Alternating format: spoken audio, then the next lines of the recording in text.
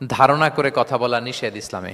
ওয়া ইন্না যান্না লা ইউগনি মিনাল হাক্কি শাইআ, আল্লাহ বলেন ধারণা কখনো সত্যের বিকল্প হতে পারে না। আপনাকে সত্যটা জেনে বলতে হবে। আমরা এরকম সমাজে অনেক করি, অনেক আপনি পাবেন। ধরেন যে আপনাকে আপনার এক বন্ধু দেখলো, রিক্সা দিয়ে যাচ্ছেন, আপনার পাশে এক নারী বসা, তো সে অনেক কিছু খারাপ ধারণা করতে পারে। এরকম হয় না সমাজে? তো এমন হতে পারে যে আপনি আপনার ছোট বোনকে নিয়ে বেরিয়েছেন, হতে পারে না? কিন্তু আপনি তো একটা ধারণা করে ফেললেন অন্য কিছু। বা আপনার ভাগ্নিকে নিয়ে বের হয়েছেন, আপনার খালাকে, আপন খালাকে নিয়ে বেরিয়েছেন কোনো কাজে, ডাক্তারের কাছে, বা কিছু একটা হতে পারে। কিন্তু তাকে দেখেই আমি এদিক সেদিক বলতে আরম্ভ করলাম যে ওকে তো দেখছি এরকম এরকম এরকম।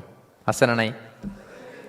আমাদের সমাজে আমি দেখেছি যে কারো যদি ঠোঁট কালো হয় তো মানুষ ধারণা করে নেয় লোকটা মনে হয় সিগারেট খায়। কিন্তু সিগারেট সেবন করা ছাড়াও কারো ঠোঁট কালো হতে পারে কি পারে না বলেন? এই যে এগুলো সমাজে প্রচলিত। বিয়ে করার পর পর ইমিডিয়েট যদি কেউ একটা গাড়ি কিনে বা হুন্ডা কিনে, এটা কি বলে বলেন তো? এই বোধহয় শ্বশুর বাড়ি থেকে যৌতুক নিয়ে আসছে।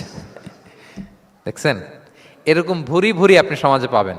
আন্দাজে ধারণার উপরে আমরা অনেক কথা বলে ফেলি, কিন্তু নিশ্চিত না হয়ে আপনি কোনো কমেন্টসে যেতে পারবেন না, এটা একেবারে নিষেধ।